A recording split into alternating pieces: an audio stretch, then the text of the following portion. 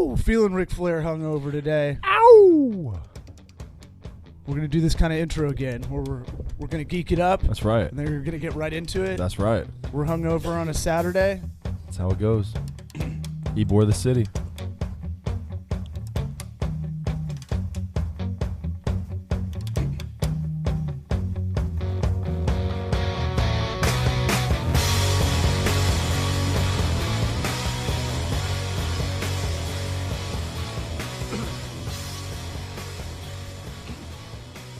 Sweat Equity Podcast. I'm your host, Law Smith. Sitting here with me is the Lions Purr of Caleb Fuddy. Woo! He's doing his Ric Flair impression. Keep it strong. Keep it going, Ric Flair. They can't hold you down. That's right.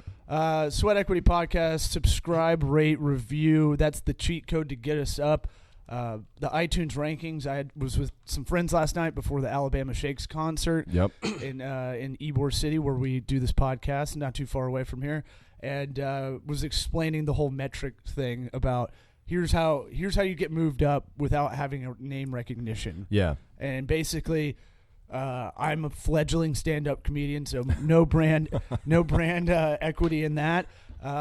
So there, like you'll see, like if a comedian starts a podcast, it'll just instantly be in the top 10 because they got some juice behind them. Well, they also get up at, like during their special and be like, "Oh, check out my podcast," and then they've got an audience of 6,000 people. That great example. And one of my favorite comedians working is Nikki Glazer, who has a show on Comedy Central. Oh man, she's talented. She has a show about the show, basically. So her podcast immediately was top 10, but she deserves that because she's really good. What am I talking about? I'm talking about pause right now, subscribe, rate, review, and if you're even more baller, if you're feeling the flow, you're feeling funk, link this, get the copy link, send the share to your friend that wants to open a bar, your friend that maybe wants to do a bowling shoe e-commerce company and he doesn't know how to do it. Yeah, and we've talked about it before. Challenge your friends, okay? They talk all that shit. They say they want to open their own business. They want to do their own thing. Put it to them. Say, hey, check out this podcast. They got what you need, and do it. Because you're tired of hearing them talk about it. And I'll let you intro the guest because I don't have much info. Yeah, no, absolutely. If we're a little sniffly, a little coffee this morning, it's because we were all up pretty late last night after the Alabama Shakes concert here in beautiful Ybor City. So forgive us. But we've got a really good guest today who was kind enough to get up early with us and to bear the hangover. And it's none other than 10 Federal's very own Cliff Minsley. Cliff, what's going on? What's up? Yeah, we're really glad to have you. And Cliff is coming in from out of town. Cliff actually lived in the Tampa Bay area for a short period of time. You flew in for this podcast. That's awesome. That's right. Private jet and everything, man. Yeah. You're welcome. We're doing really well. Yeah, it's really getting up there with the guests and the reach that we're getting. So yeah, Cliff is in town. Cliff works or started a company, 10 Federal, and just has a really kind of different and unique point of view on real estate in general. And I'll kind of let Cliff explain a little bit of what 10 Federal is, and we'll kind of get into a little bit of dialogue of kind of how Cliff got to where he is now and what that journey's been like. So what exactly is 10 Federal? Give us the lowdown. Yeah, it's our beautiful website there. So we're going to be working on that. But 10federal.com for those of you playing along at home, keeping score at home. I'll give you my card. Don't go to the website. Yeah, man, it's I don't know. It's hard to describe, but I would say it's we'd like to think that we're a vertically integrated real estate firm that basically does all sorts of different disciplines of real estate. But we started as an investment firm buying multifamily or basically apartment communities. And from there, we grew different companies on that foundation. So we started buying a bunch of apartment communities, which basically means we went out and structured deals and raised money through investors and things of that nature. And then that afforded us the opportunities to do other things, like to start a management company. So now we manage all the apartments. And then we had a services company. So we provide different services, and that has given us the opportunity to start more of a development firm. And so then we've been doing our own development, and we've built an apartment community now. We're building self-storage facilities, things of that nature. And you're out of where, North We're Carolina? out of Raleigh, North Carolina. Okay. Yep. Yeah. I don't know if we said that at the beginning. Yeah, so I actually lived with Cliff back in, man, it was years ago now. Good times. I think we were looking. I think we were looking at like 2008, 2009, like around living up there. in the loft. 2010, yeah. And so Cliff was working for a firm here in Tampa who they're still around, so we won't use their name. But some good times back then. And I don't know exactly what you were doing for them then. I know our roommate was like he was, what would you call it, like a project or property manager? I don't know. Well, he was in the construction stuff, so he was kind of like a project manager, I guess you could call it. Okay. Project engineer. Yeah. Sometimes. Sort of, something like that. Spice it up a little bit. Yeah. But I was doing site acquisition, so I was like the guy that would go out and find the deals for us to go do. Yeah. And then I would transition those into, I'd have a hand in kind of designing them and getting them permitted, and then we would go on to finance, and that's when my brother is older than I am, and he was more involved with the capital structures and things of that nature, and so I would pass it off to Brad, and then and that was kind of my role. Nice. And for those of you listening, Brad is also co-founder and co-owner of 10 Federal as well. Yep. Brad could not make it today. He is busy. He just had his 5th child. Jesus. So he's got his hands full right now. There's not much time for podcasting for Brad. Yeah. And my oldest nephew, which is the oldest of the 5, is turning 8 in July. So that'll give you an idea of the spread. That's not. Someone. It's a bad hand. Yeah, it got brought up. It got brought up last night at the concert, and someone's like, "Are you guys like Mormon? Is this like a religious thing?" It's like their Civil War era family. Yeah, it kind of reminds me of the new DirecTV commercials with the settlers. They have like the family and they like settle for all the stuff. So my buddy Matt Knudsen is in all those commercials. Is he really? Comedian. Yeah, he's the straight man. How many kids does he have? Because I think Brad should be in those commercials. I don't know. But he doesn't have enough to party. So how's that? I'm always interested in family that can work together, because that's a tough. Sometimes that can be the biggest disaster of all time. And so I went to Auburn, and my major was entrepreneurship and family business management, which sounds like a weird way to say abortion, but family planning, when you go to CVS, that's always thrown me off. Yeah, I'm like, dude, it's just a condom aisle. Just say it. So my thing is, with a lot of what I studied was succession planning, but also partnerships with the siblings. Those were the kind of the big focuses in the family business management aspect of the business, like studies wise. And so how do you deal with that? I take it he's probably the older one. Yeah, he's got older. 5 kids. Yeah, he's older. He's 19. Okay. But he got started real young. Yeah. Yeah, no, that's interesting. I mean, like obviously people will ask us about what we do, and they're like, "Oh, so you work with your brother? That's awesome." And but they don't really, kind of dive into that. So that's an interesting question. But that's why we got this podcast. There you go. It's man. long form, baby. Yeah. But man, it's the best thing ever. It really is. Brad and I have always been very, very close. I mean, even growing up, despite the age difference, we always chilled together and did a lot of fun stuff. And Brad is very involved with my friends and vice versa. And running a business together is incredible. I mean, it's, he's my best friend, and that's important, but it's also cool just because of the resolute trust. I mean, it's just unconditional trust all the time. Yeah. Which I know some families might lack sometimes. There can be rifts in the family or whatnot. Sure. But it's a take advantage thing. So like trust can be equity in a different way. So like trust can be. I've had it happen to me a few times. So it's like you have a partner, you think it's going to work out, and the trust is what you assume. Yeah. With a brother, I'd say it's even stronger. What's the age difference? It's almost 7 years. Okay, so yeah. All right, so I have an older sister who's like 6.5 years older, and I have another older sister who's 10 years older, and it's a totally different kind of ball game where, when I get in fights with my older sister, it's because she doesn't want to hear her. She was basically a second mom, so like she doesn't want to hear me talking shit back. But with brothers, I don't know. I don't know if that age gap.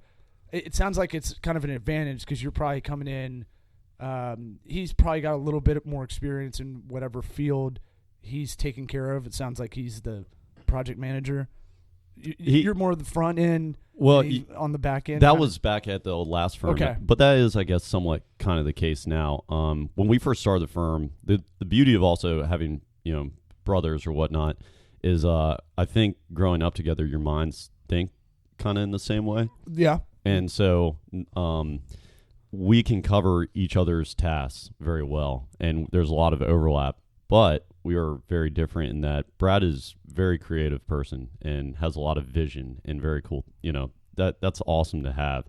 I guess I would be more the details guy. Okay. But as we grew, it was the point. I remember when we started, we had a one-room office where if we both leaned back in our chairs, they would touch. And it's adorable. Yeah. So, wow. But we were trying to get deals put together, but at the same time, from talking to investors to like taking the trash out. We did everything, and so we had to both do everything in the firm.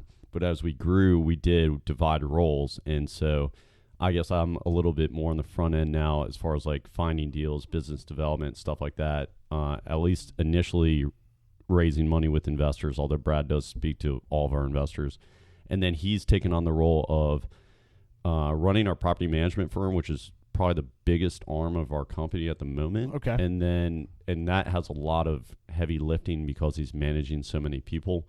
But also along the vision lines, he's created this cool, or he's worked with a group for our self-storage platform specifically. And as far as I'm aware, we're the first group ever that has a kiosk machine that operates a storage deal independently.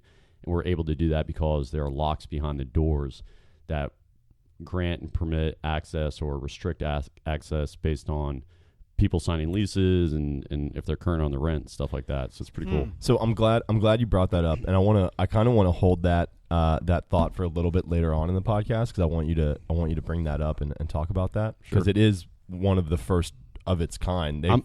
We were told by the groups that the lock is brand new. We're the first people to use it, and but we've been told by these big groups that work in the industry that it's the first in the world. Yeah, so. which is pretty awesome. But I want to backtrack a little bit. I want to go back to your initial reason you got involved in real estate. Your initial reason why, what was appealing about it to you that made you say, "Man, this is what I want to do. I want to go on this route, and I'm gonna just figure it out from here." So yeah.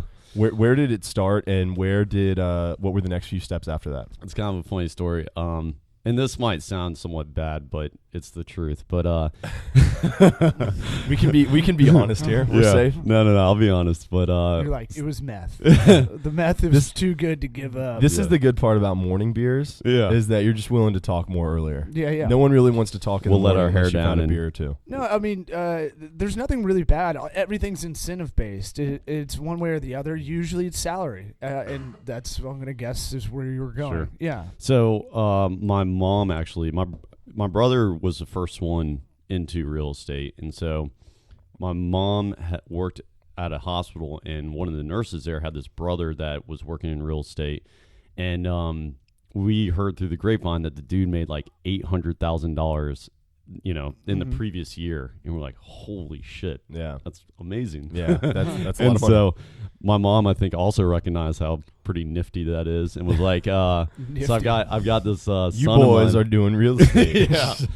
you boys go out and do work.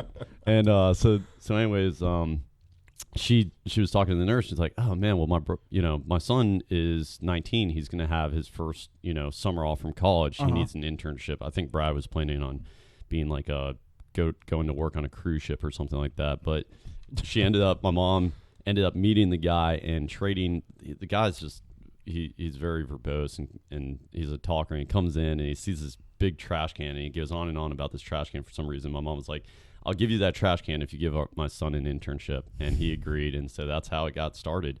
And, Brad is an intuitive person and he picked it up quickly. And the guy that we used to work for is a very capable dude and afforded both of us a lot of opportunity at very young ages to do a lot of the heavy lifting of the deal structure. And so let's break it down for people listening that might be in that same position. Basically, you saw the carrot that was dangling ahead of you, which is, hey, you can make a shitload of money in this. Yeah. You kind of, it sounded like you may have fallen into this internship. Maybe you saw that part, but you didn't know anything about real estate. Yeah, neither did your brother.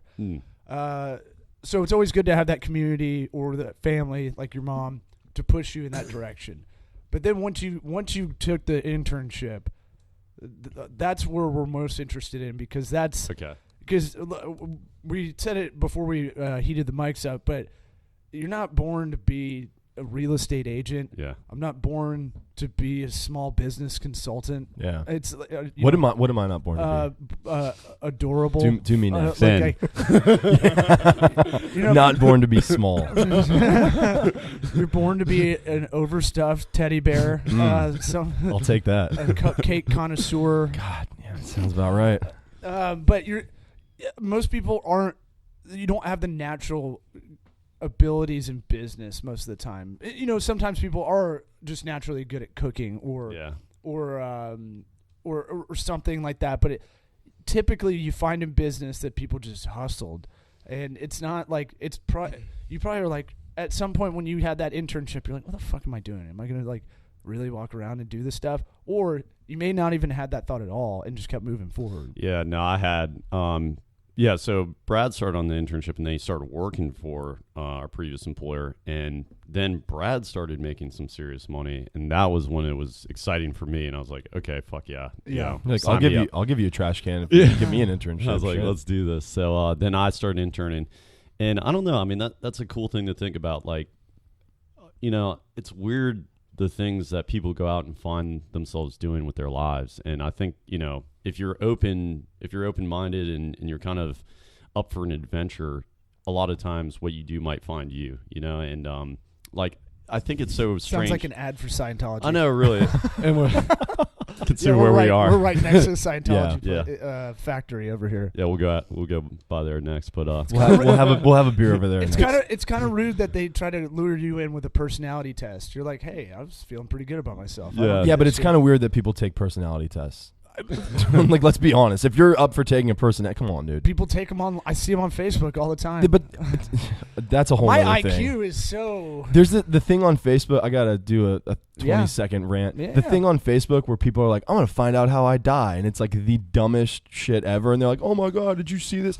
How does someone know that people out there are that fucking bored that they're gonna take this thing on Facebook to find out how they die? How does someone know that we're going to create this and millions of people are going to do this app and we're going to steal their information for it because they want to find out how they die? Yeah. Oh, yeah. And it's just a big crock of shit. I can't deal with that right now.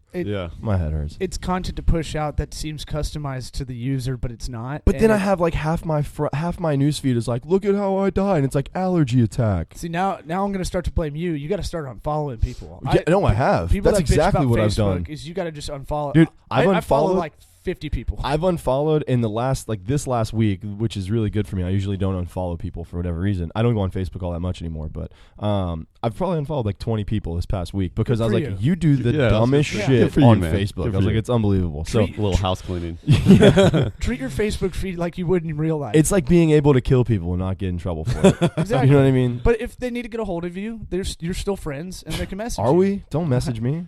I still get that is truly excommunicating someone from your life to defriend them on Facebook. No, not defriend, unfollow. Oh. No, you're still friends with them, but they don't show up in your feed. They still think you're friends. There's a little top right arrow. It's as savage as it gets, man. They still think you're friends, you're really not, and no one knows but you.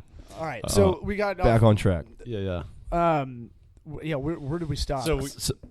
So we're talking about, you got the internship and you started seeing kind of like some money roll in. Your eyes start maybe getting a little big. But where did it come from where you really, you started to say, I can do this? Yeah, so I worked for the last firm for, I think it was like, I don't know, it wasn't that long. It was maybe 3 years or something like that. And, I graduated in 2007, so I was born into the hellfire. From college. From college. Right. And into, that bastard of a recession. Yeah. And but you know, it was interesting, like, because we were highly incentivized and we had the ability to make some real money. And but you know, going through the recession was a great thing for us. We learned a lot of both, and when I say us, I mean Brad and myself. And I just remember, man, like, just I got a good understanding of how real estate worked, but I was like, man, this sucks. I hate this. You know, I'm not making a whole lot of money. And was the juice not worth the squeeze, or what? Yeah, was it? Yeah. I mean, it was just like we weren't working on anything. Like I had a very siloed scope, and I didn't really enjoy it too much. And then I remember I was like, you know what? I was like, we had learned enough that I felt confident that I could do all the aspects of what the firm we were doing at the firm that we used to work for. Right. And I was like, man, I'm gonna do one of two things. I was like, I'm either gonna like quit and move to Nicaragua and just surf and sell beer on the beach, sell coffee beans, yeah.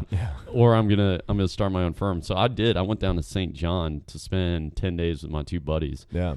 And we, you know, did all the normal stuff. We surfed and drank, and it was a freaking blast. But dude, by day 8, I was so like antsy. I was like, dude, I gotta go work on something, man. Yeah. So I moved my flight up, which was not a cheap thing at the time to do, and came back. And then you know, I did leave the firm, and then we decided to start a firm, and we started just like any firm, you know, with like nothing basically. But we were, I would say the feeling was I was resolutely confident that we were going to make it. I just didn't know how long it would take. Yeah. And that was the scariest part for me. It was just like, fuck, man, I hope I'm not 20 years down the road and still in this one. Why did you feel like you could bet on yourself? Because I don't know, man. It's just something. I feel like that's a really important value, and for people listening, that's before we got on air, I talked about my attorney that I told him, bet on yourself, man. You've got a motor.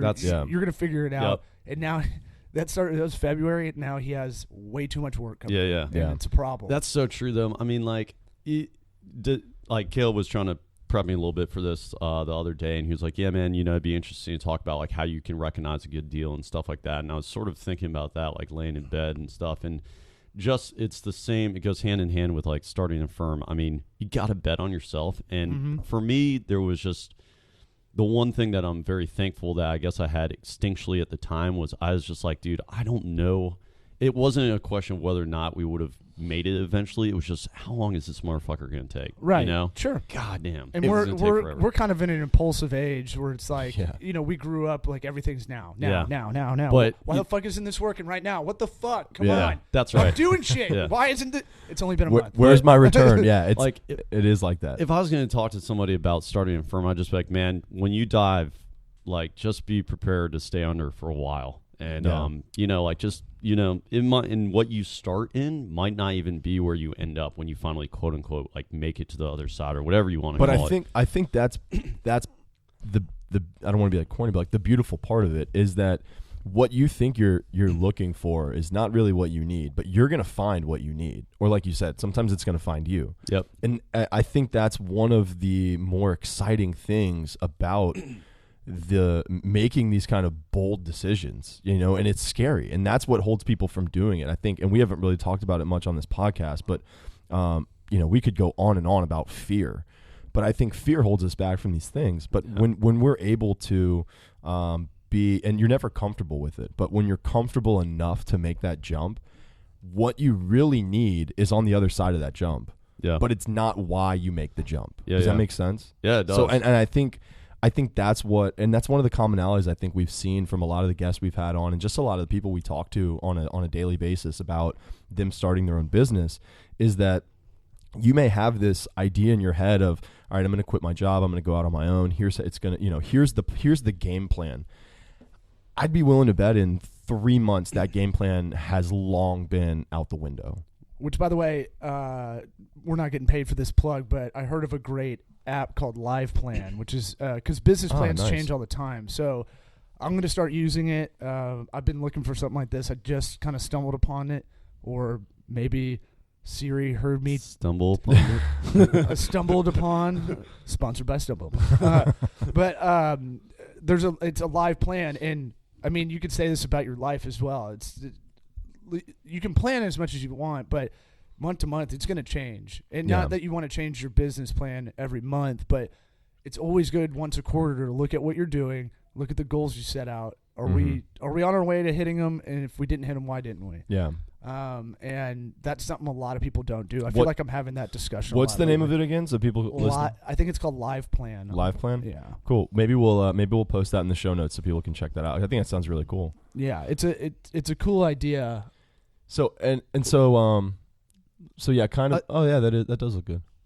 I'll say this though, like and remember, it wasn't just me; it was also Brad. And Brad at the time was building his empire of children, and so I think he was through 2 or 3. I don't even remember. Sure. But I admire that because that was really brave for Brad, and I don't know what it was for Brad that got him to.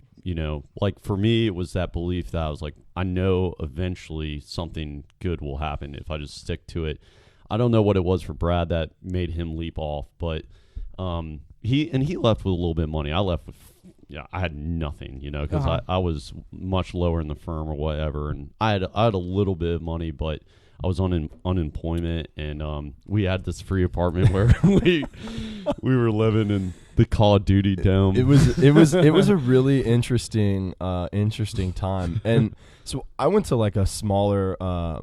And I promise I'll loop this back into the topics that we're talking about. But I went to like a smaller college here, just north of Tampa, and I played baseball there. And I didn't. All my friends went to these bigger schools. They were going to Florida State. They were going to Florida. They were going, Miami. All these places. And so I had this kind of different college experience. And it wasn't until I met Cliff, who's here with us, and our other buddy Alex, that I really got to have the college experience, which was really interesting because these guys were kind of well out of college already at the time. Dude, we're still living this lifestyle. I was talking to my girl the other night, and she's like, "How old is this Caleb guy?" I was like, "I don't know. I know he's younger than me, but I don't know how." It was just kind of ridiculous. How old are you, dude? Right now? Yeah. So we got in this a couple episodes ago. I am currently 27 3/4. God damn. So yeah. I know, man. Don't that's count beat fractions. Up. Yeah, so I'm almost 28, but not yet. So 27 3/4 at the moment. And so it was just one of these really interesting things where I'm playing baseball, I'm doing all this stuff, I'm going to school, and I'm living with these guys in this free apartment up in this loft that has like this half wall. It's just, and I put like sheets up to complete the wall. It was just, and it became your jerk cave. Yeah, but the whole thing just became kind of my college experience. But like I said, these guys were already working and out of college, so I got a glimpse of what was next, and it was really neat to see that. And I can remember, there were very, very few non-drunken nights. I mean, it was mostly, drinking, having fun. I even invented the pizza diet living there, which we'll get into. The most classic diet to all the listeners out there. It works so well. Don't bury the lead. When we do a health episode, I will give out the secrets and the power of the pizza diet. So that'll be coming up as well. Stay tuned. But that'll be a video one, I think. Yeah, I think we'll definitely do a tutorial. But it was one of these really good experiences where I got to see Cliff in particular go through this transformation of working at this development real estate company and going through the highs and lows, riding the roller coaster, to coming home one day and being like, I'm out. I'm going to quit my job. And being like, what? Like, I'm hoping I can get a job in the next, year or two. And this guy's like leaving what looks like a good one. Yeah. And so he quits. And I just remember so many times, sitting on the balcony, like having a cigar, or, drinking a drink or something, and him just being like, man, I don't know. Like, I really, truly don't know. And I'm just sitting there like, this guy is so capable. Like, holy shit. Like, it's crazy. And just being like, I know this is gonna go well. I don't know how, but because I'm just some like kind of college kid. And then seeing where he is now, it's really been like a really cool journey. You assess players for the scouting block. Yeah. You probably assess your friends in a similar way. I look at my friends as like, I judge the shit out of everybody. He's a deep sleeper. He's 6th round. He needs some quickness. Yeah. He needs some help on that. I'm up in the NFL draft right now, so I apologize for the analogy, but I just look at some of my friends like he doesn't have his shit together now, but he is smart. My thing is work ethic. If you have a motor, that's 90% of it. Yeah, and, by far. If you're the guy that parties but you can get up in the morning, which I was not, I would party and then sleep and then I'd get to work. Yeah. But the guy who party can again. Yeah, but now that has something called social capital. Now I can put a little title around what I was doing, but and it's helping me bring leads in for my business. But at the same time, if you were in it, I'm gonna guess you were the kind of guy who could party, but you could get up in the morning.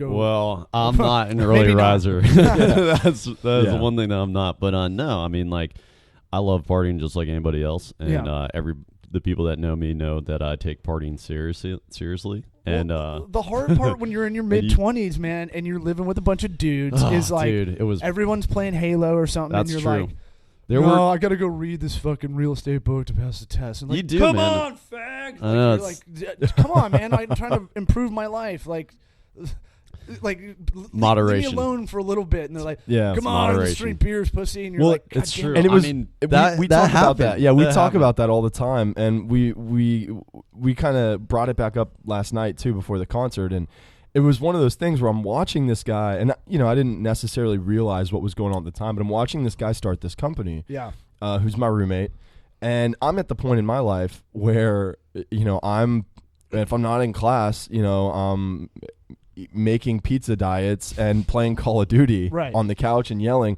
and he'd walk out and it'd be 10 a.m. and he's like, guys, I have a conference call in 10 minutes.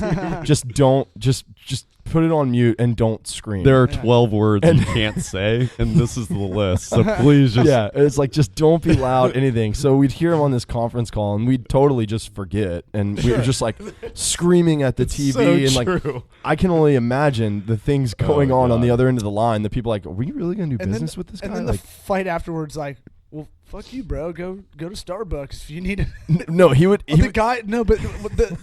The position of the dudes that are so lazy that can't remember 5 minutes later to shut up. Yeah, that was always us. like, well, fuck, what are you doing on a conference call anyway?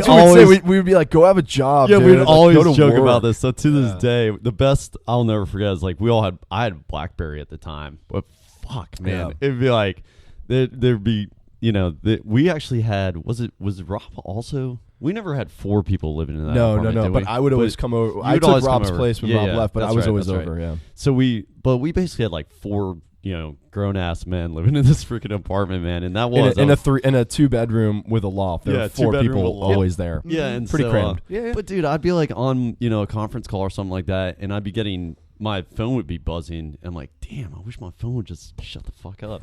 And then I'd see it's these clowns, and they're all in the freaking apartment where I am, and they're like texting each other from different rooms, like, "Yo, bro, is my red Gatorade still in the fridge?" Like, someone check and see if that's still there. You're like, are you fucking kidding me, man? I've got a call with somebody we're trying to raise like a couple $100,000 from in like 5 minutes. Like, I don't need this right now. Yeah, Cliff's giving like elevator pitches over the phone, and we're just blowing up his phone. But how do you deal with that? Like, I'm always interested in that because it's move. You go and get a 1-room office that costs $145 a month. Whatever, as long as and that's what it seriously, took. That's what it was. And it's one of those things we talk about. Like, it's not like get away from your friends completely, but like, hey man, I got to compartmentalize this a little bit better. And what are my options? So here's the thing: most people would stop right there. Well, they wouldn't even try to figure out a solution right there. Everything's 20/20 in hindsight. So like, it didn't occur to me at the time, but like they were instrumental in keeping me sane, because we would let loose and we'd let loose hard, I'm not saying there's not value in the dude broship, but I'm saying like most people would go, the apartment would implode on itself in drama wise, because most people won't have the gumption to go, hey, I should go find some phone booth I can pay for $100 a month and go just use that, or a co-share workspace, or I'll carve out this guy's closet at his office because he'd like the extra income. Yeah, most people would stop right there. Well, I think that's my theory. Maybe I don't know. I mean, like, you were talking about, like, how you might start a business plan, but you also have to have a plan for starting a business. Like you like that? That's like a snap. That's like a Snappleism. Yeah, go on. Yeah. But in all seriousness, I mean, like, we didn't.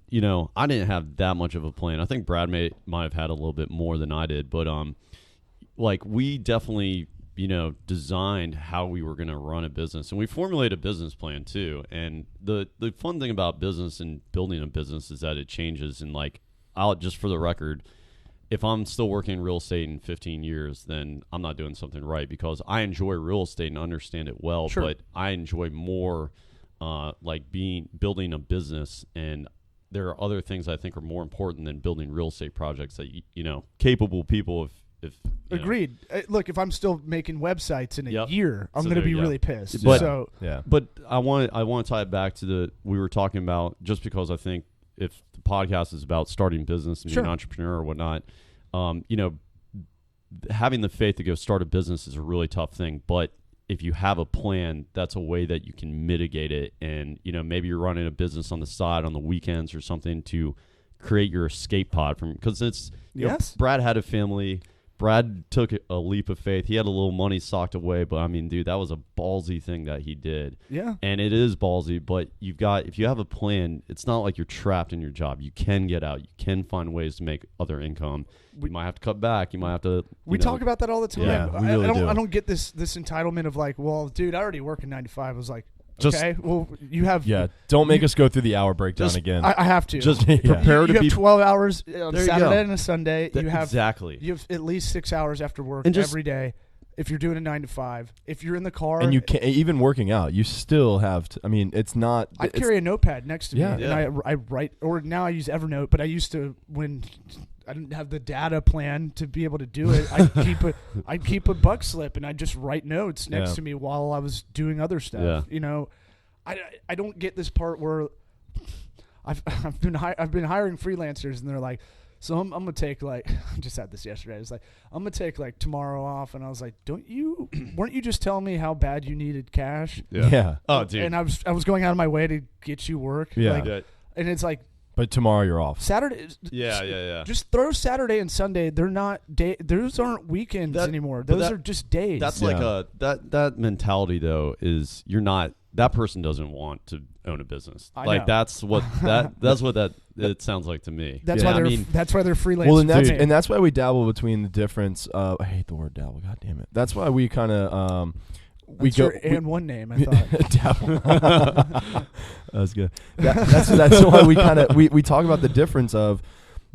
Do you have a skill and you want to make a couple bucks, or do you want to start a business? And it's a thin line, but there is so much on each side of that line that is different. Yeah, and I think that's what some people fail to really realize. And like Law said, with Toco Works, one of the things Law does is Law's in a lot of ways like a coach, where he like a personal trainer would be like just text you randomly and they'd be like, put down that pizza, like just in case you're eating pizza. Law's like, hey, did you do this today? Did you do that today? He's like, he's checking in. It's an accountability factor.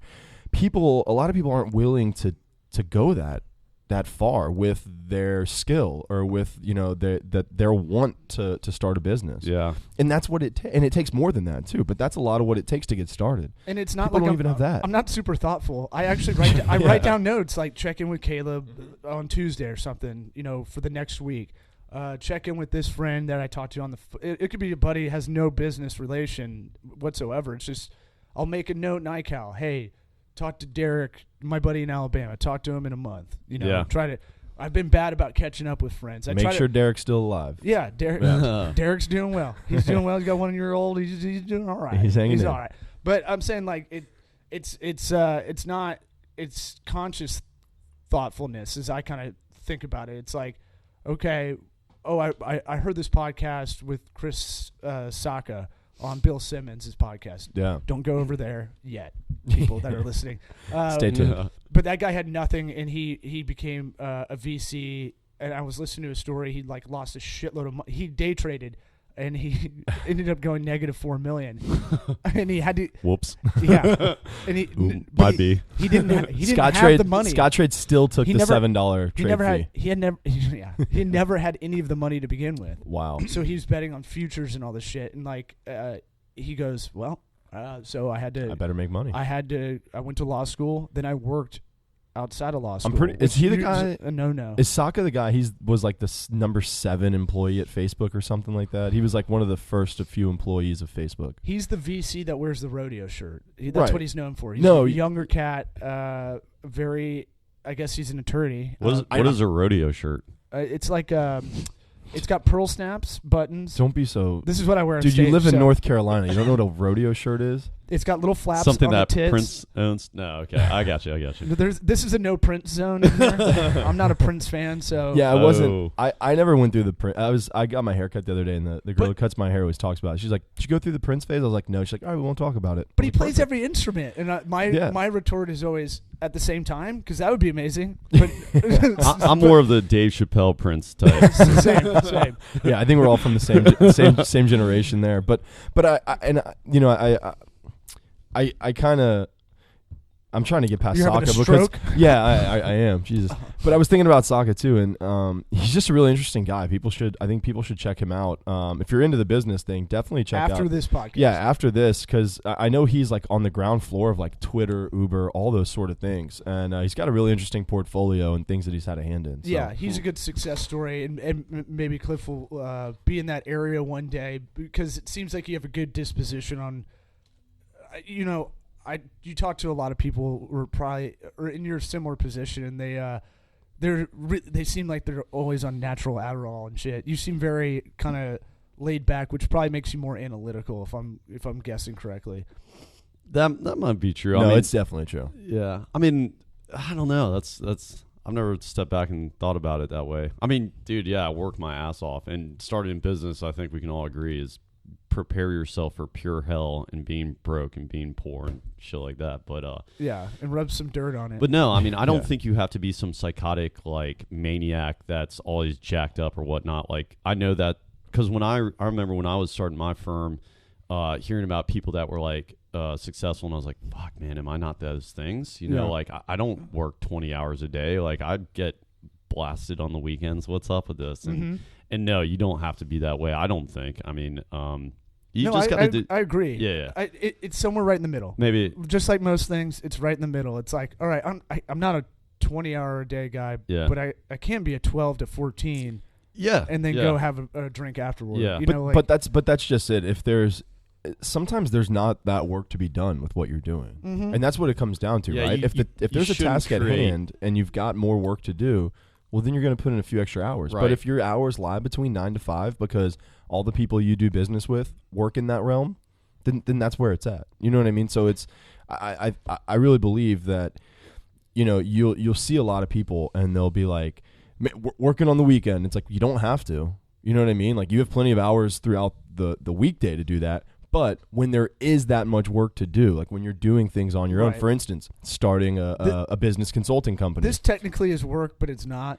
Caleb and I came up with this podcast because we just like it. We're naturally interested in this, and we like talking to people about what they're doing. But I'm like, why?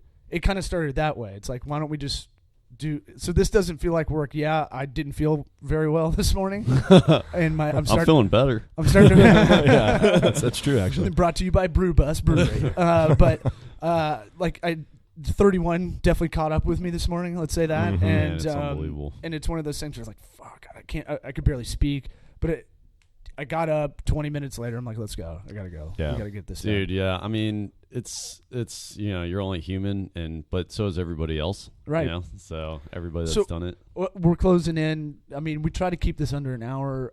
I want to make sure we get to the kiosk stuff and then the lock stuff. But you've got seems like you've got a lot of questions in your quiver. Well, so Cliff made a really interesting comment before the podcast where he was saying that he feels right now that you're saying you feel like 10 Federal's kind of in the teenager stage. And you kind of have compared a lot of stages to kind of like, growth. Like you go from an infant, to a child, to a young kid. Yeah, we use analogies a lot. Yeah, and yeah. I don't know why we picked that one. Yeah, but I think that plays well, and it kind of paints a nice picture of where you guys are at. And the other day, or just before this, Cliff was like, yeah, we're kind of in the teenager phase now, where like if we needed to survive on our own, we could. Yeah. We could bully a couple people if we had to, but if we needed to survive on our own as well, we could. Yeah. And I'm just really interested in the stages before where you are now, because I think where you are now is really, really an interesting place. But the stages before this, the first time you guys really realized,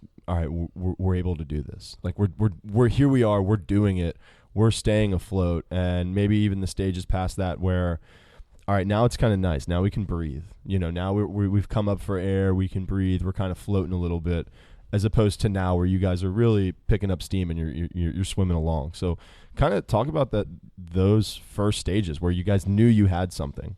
Yeah. God, man, I guess we landed our first investments, and when we closed on the first 2 apartment communities, we closed on we started the firm, and we were basically just chasing any deal that we could. And the first thing that we did was we brokered a deal, which basically means that we transacted real estate, but we were not an owner. We just helped somebody else buy a piece of real estate.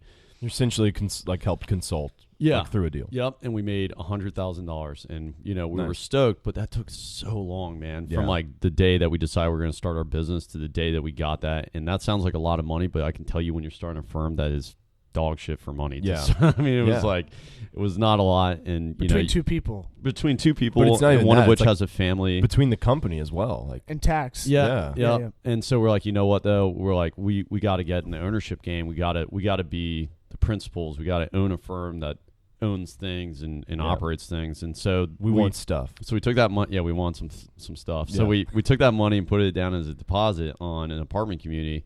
That was a $13 million transaction. I just remember the 2 of us being like, dude, how in the hell are we going to go buy something that costs $13 million? Yeah. This is insane. That's crazy. And then shortly thereafter, we found an even better deal that was $23 million, and we put that one under contract with the remainder of the money. And we needed to raise something like, I think it was like $8 million or something to close it to. I'll get the number wrong, but it was a substantial amount of money.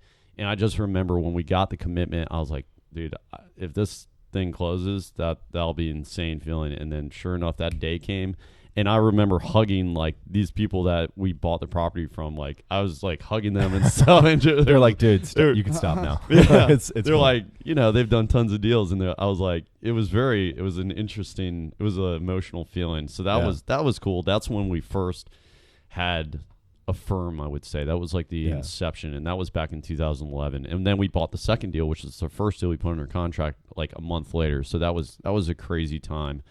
And then that's kind of the first time where you put your head down at night and when you wake up, we have something. I'm going to work. You know what I mean? I'm going to work for something. Without it sounds like you don't want to give up too much about how do you get $8 million to put down? That's I think that's where people are like, it's all Bitcoin driven. You're right. Yeah. Craigslist. Well, we had the distinct, and this is, I will say that one thing that I think we were lucky about was we had an entree to those sorts of tables because of the group that we used to work for. Okay. And with my brother especially, because it started out with my brother was the one that raised money because he knew some of the guys that had money, and he knew how to talk to them. There is a specific way that you speak to people that you're trying to take their money. Well, look, every or get them to invest. Every industry has its own jargon, right? Exactly. That's why the financial crisis is so perplexing, because no one knows what a CDO is, and no one knows no one knows all these acronyms. That's my thing with finances. Right. People are scared because there's just too many acronyms. But beyond the jargon, it's speaking on a deeper level, maybe. And I would say, and for the listeners, if you're raising money, be prepared and be completely honest, even about the downsides of what you're trying to sell. And if you don't know something, don't bullshit. Just tell whoever's asking you that question that you'll come back to them with an answer down the line. I always say that. I go, look, I don't know that right now. Give me Let a day. Let me find out. I'll get back to you. But then, so we knew some folks that had money from the last firm, and they had been burned on the previous business plan, which was real estate development, very risky, high risk, high reward. And we formulated a more conservative business plan, and we thought it would appeal to some of the older folks that had some money. And one guy in particular, and I'll never forget this guy, he basically put us in business. And our plan was to take his money and buy the apartment communities and then sell them off into smaller pieces with margins on top of that for him. Okay. And so it was, we call it syndicating. So we were going to syndicate his investment. So it's a nice term. Yeah. So originally, I know that word, but I don't know. Well, really. It was funny, man. It's like so strange because, and this Seinfeld syndicated, right? Like this changed my life in so many different ways. But I have this great friend who worked for something called a broker dealer, and so they basically do these syndications where they'll go out and sell product. You bundle together like a real estate project, and then they go sell to the smaller masses that for smaller investments. But those people pay a premium. So originally our launch investor was only going to give us 10% of the money that we needed. I was like, that's great, but damn, we have a long way to go and we're running out of time. And then I reconnected with an old friend of mine. His name is Addison. And, I was telling him about what we were doing. He's like, damn, dude. He's like, I could sell the shit out of that, man. Mm-hmm. And so we discussed that business plan. And then I was like, oh, man. I was like, if we could sell this to the seed investor, that we can go out and buy these projects and then sell it and get a premium on top. That's a killer business plan. And so that's exactly what we did. And we then at that point, that's when we got our commitment for the money to be 100% of the investment just from this one individual. This guy's a very high net worth individual. And then we ended up doing the deals and closing, transacting them. And they were such good deals, though, he decided he didn't want to sell off smaller ownership. Mm-hmm. So then he just remained in those projects, and we still own them today. Nice. Yeah. Yeah. I'm sure while you're doing this, you're scattering around, when you're like, okay, wait, we could switch this up and make this a better deal kind of thing. I want to make sure. Okay, we got about 10 minutes. I want to make sure. We can't go over an hour, huh? As with most things, it kind of runs along just because there's so many. We call it tangent highway. It just can get on so many exits. I hear you, man. And we want to make sure and Caleb and I were trying to be kind of more thoughtful or more aware of like, what's the point of this podcast is to really give advice through the interviews we're doing. Okay. And so I want to make sure we talk about how to make a good deal. Okay. And it could be broad, it could be real estate, or it could just be anything. Because I'm sure there's parallels to making a deal in real estate that's almost the same thing. I would say negotiation's probably going to be right up in the top. From a philosophical standpoint, everything that we approach a real estate deal with, I apply to my own life. Perfect. I'm such a deep believer in that. And I'll try to keep the answers more succinct and brief. And by the way, I just want to make the point that Addison character has ended up, he was a friend of mine back in high school, but I hadn't seen him in like years. Yeah. And now I see him all the time. He's one of my best friends, and he travels a lot. I love traveling. And we've traveled the world since then. And so that was just a cool connection, because not only was that the kind of the epiphany moment for how we were going to get these deals done. Yeah. But I got one of my best friends out of it too. Yeah. And and sometimes that's usually it's awesome, mm-hmm. but that can be tricky as well, working Definitely. With friends. So it's a great story. It's awesome when it's working well. Yeah. How about that? and what did you get? Because there's multiple facets to kind of what you guys are doing, and it's not just getting seed money and getting investors in on the ground floor of some of these deals, but you touched on a little bit in the beginning, but you guys also have kind of multiple streams of revenue and different kind of businesses that branch off from this one home. I don't know what you call it. Yeah, foundation. How did you guys kind of come up with all of the other things that go along with it? The kind of, I would almost call them like ancillary services. Like, you build a stadium and you've got a game tonight, but you also need parking. You need concessions. You need all these sort of things. So that's the beauty in having a brother that's very creative. Yeah. And I will say this too. It's really funny between the dynamic between Cliff and Brad. And getting to kind of watch that. Brad was a kind of amateur filmmaker almost, and he really had a passion for like cinematography, filmmaking, editing, and that's where his creative side comes from. And Cliff's creative side comes from like a more adventurous standpoint. I'd say it comes from more of kind of like seeking, kind of adventure and challenges and these sort of things. Not that Brad doesn't seek challenges. He fucking has 5 kids. It's fucking 5 challenges right there.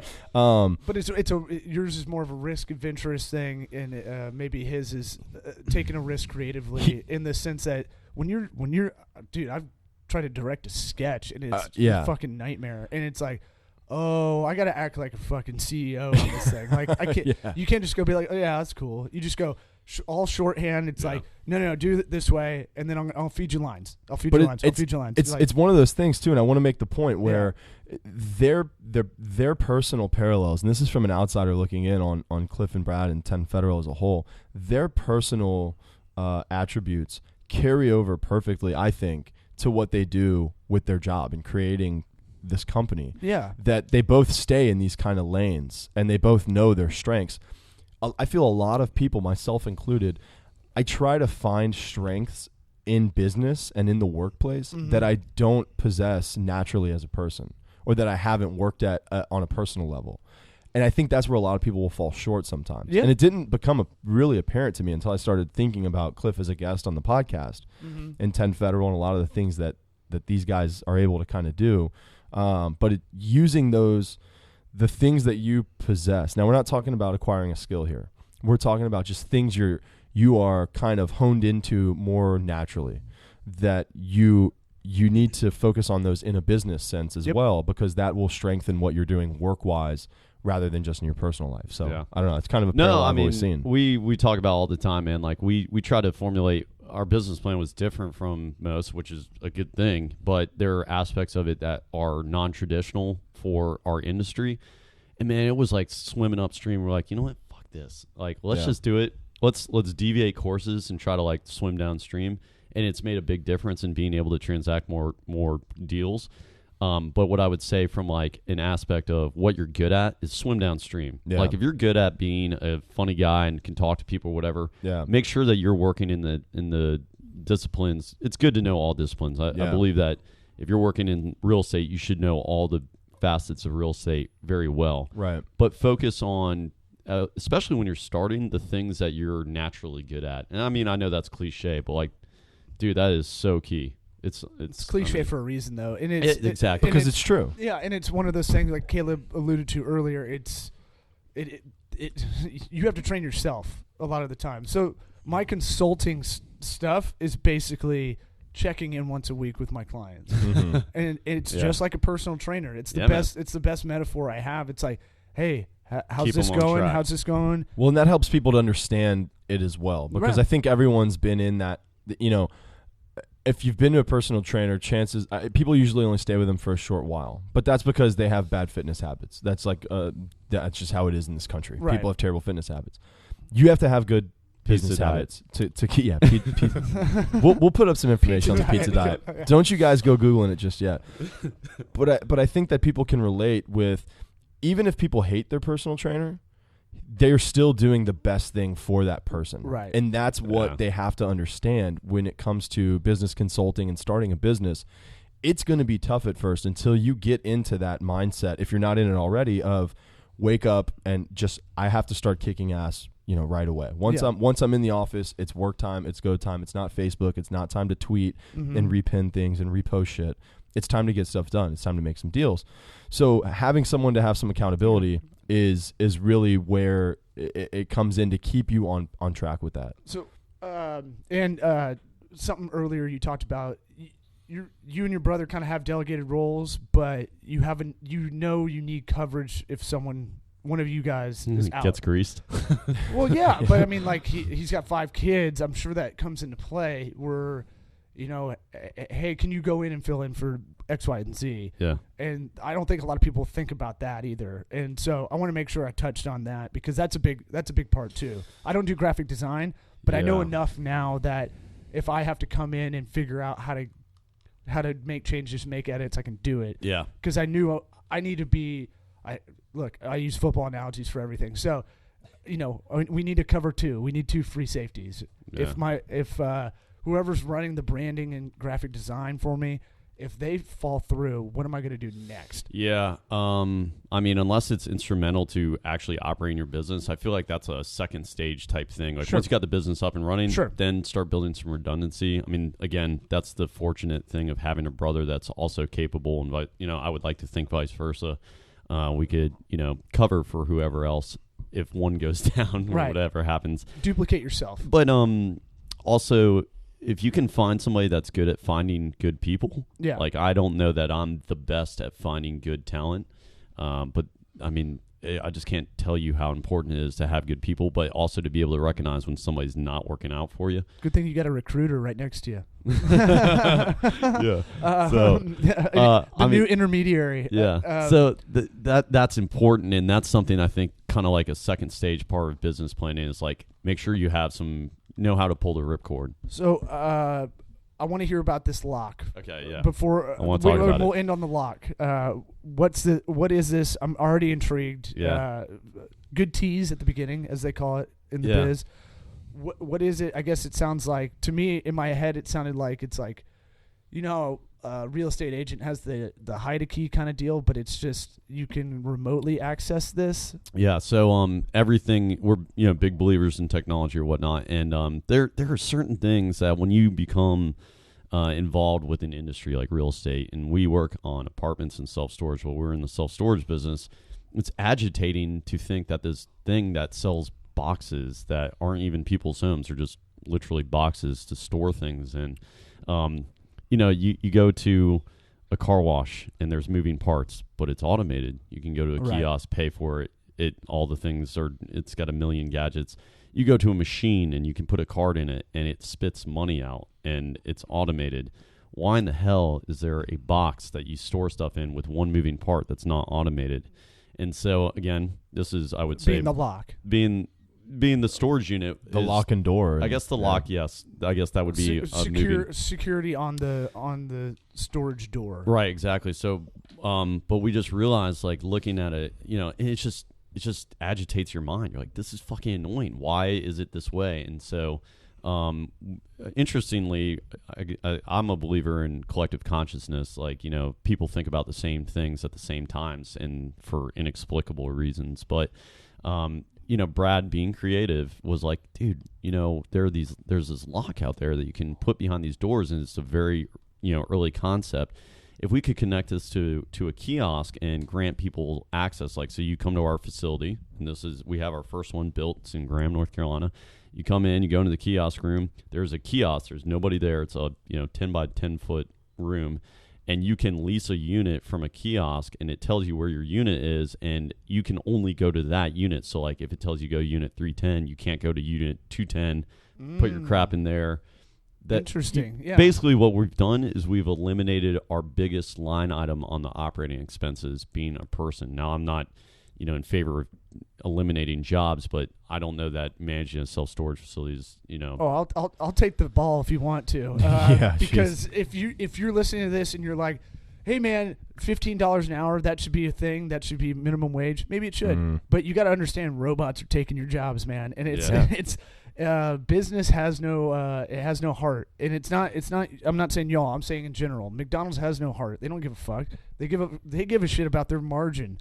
How can I spread that margin? Okay, you're gonna make me have $15 an hour employees. Well, fuck that. But we're gonna have robot employees. It's not even necessarily a margin. I mean, I think a part of it is, but I think things are changing, and I think you're going to find people that when you go to a self-storage facility, you're not necessarily there to make new friends. Okay, you just want to store your shit and you want to leave. Yeah, you don't need to have 20 people on payroll. Yeah, unless you're going to store some stuff just to meet people. Hey, my name's Ralph. Yeah, I hang out here, pick up chicks. Yeah, absolutely. It's like it was an inefficiency that we recognized. Sure, and so we've put all the pieces together, and we're very proud of it. And it's operating. I mean, the thing's doing incredibly well. And what's interesting about it is that because we don't have that huge line item in a payroll, the deals are very much more profitable, and in turn should be worth a lot more.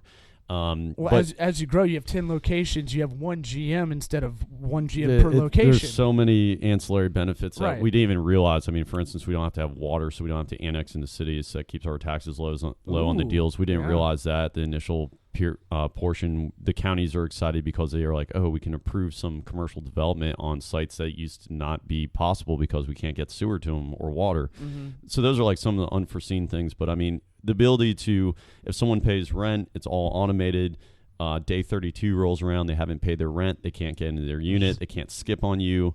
You don't have to have an on-site manager. That's a huge expense. It's just a lot of things, and it's working, and it's the first one, and we're very, very excited about it. And, yes, we've replaced somebody with a robot, but maybe if we go do 10 of these, we can go start something else that provides 100 jobs. I didn't mean to say that in a pejorative way. I just knew you No, I know. You didn't want to be like, hey, man, I don't want to put people out. But it's like Caleb saying, like, recognize the times we're in. Like, everything's going to be automated if you're not. There's a cupcake ATM. Okay, that's a thing now. There's a cupcake ATM. Like, what are people going to say? Well, what about the bakers? What about the people who work at the cupcake store? People just want a fucking cupcake. Right. You know what I'm saying? Like, so there's a cupcake ATM. It's like, we don't. I didn't know that. There's this. It's in Hyde Park. Gabby's. His fiance made it happen, man. Yeah, so leave it to her to find a cupcake ATM. So it's like unbelievable. Hey, I'm trying to lose weight. Oh, cool. We just opened a cupcake. We just put it, and I was like, is it 24 hours? And she's like, yeah. I was like, so you're telling me I can go out in Ybor, I can go get hammered, I can get an Uber home and have him stop by a cupcake ATM at like 3 a.m, and I'm going to get a fresh cupcake spit out. And she's like, yep. I think it's entrapment like, for really dude, fucked up people. Yeah, I was like, holy shit. So, but I just think it's like you guys said, it's the times that we're in, and you guys have really found an interesting niche, and this is just definite proof of what we're talking about, where you take this risk, you go out, and I guarantee you, and we're sitting on the balcony 7 years ago, however long ago it was. It was 7 years ago. Yeah, probably 7 years ago. Yeah. And you're sitting there and you're going, I don't know if this thing's gonna work out. That you did not have in your mind that you're gonna have a self-sustaining, self-sufficient storage facility. Yeah. Now, I know that sounds like so. I don't know. I get so excited about self-storage. It's kind of that's awesome. There need to be people like that. Yeah, that's a good thing. And I think that's the moral, hopefully, of this kind of episode, and of what Sweat Equity is about, is that 7 years ago, having that conversation, you did not think that was going to happen. You took the leap, you dove in, and like we said, plans change. Yeah. What was the quote you said earlier? You need to have a business plan, but you need to plan for business, or something like that. Mm-hmm. I just butchered that, but just rewind and you guys will find it. But I think it's so true. And when you make these bold moves, what's on the other side may not be what you expect, but it's going to be exactly what you need and exactly what you're capable of doing. I mean, it's, again, probably partially cliche and equally nerdy, but I mean, starting a business is a life adventure. And, like I don't know that, like, I do love real estate. I love the real estate business, but I love more just the adventure of starting a business, especially with like my brother, I have 17 best friends, but he really is my best friend. It's just, you have 17 best friends? Dude, I was trying to. I was like, man, if I ever get married, well, this is what happens if you wait to be 31 before you get married. Your potential groomsman list grows and grows and grows. I had 16. Yeah. Damn, are you serious? Yeah. Did you have 16? You were there. I knew you had a lot, but I didn't know it was that many. Made Dad the best man. Just I didn't want to deal with it. Yeah. That's a tough one. But I just, man, that I love that. Like the idea of just. It's just a life adventure, man. It's fun, and if you approach business with an open mind, it can be just like traveling the world. I mean, it'll take you lots of different places. That's awesome, man. If anyone has a question, and I'm wrapping up. So if anyone has a question for Cliff, can they reach you somewhere specifically? Is there an email address you want to give out that if they have a question about getting into real estate or some of the stuff that you guys do, where can they find you guys? Yeah, sure. So, our shoddy website is 10federal.com. I don't know if our emails are on there. Can you click the contact thing? Let's see if you guys made it that far. Well, we got a new guy starting in May. He's just graduating, so okay. Yep. So our emails are there, but Brad doesn't even. I gotta tell Brad that I was gonna do this. I haven't told him yet, but email me. I'm Cliff. So you can reach 10 Federal, and that's the number 10. Yeah. Federal. Awesome, man. Thanks for coming on. I think this was a really insightful episode, and hopefully everybody enjoys it. Thanks for flying in to do this. I enjoyed it, guys. Law, you got any plugs or anything? No, if you have any questions, email Caleb, CALEB at TOCOWORKS.com or Law, LAW at TOCOWORKS.com. If you have any questions, feel free to hit us up in comments when we post this or on Facebook comments. And, don't hide everybody on your Facebook feed. That's how I'll end this episode. You're so exclusive. Mahalo. Thanks for listening.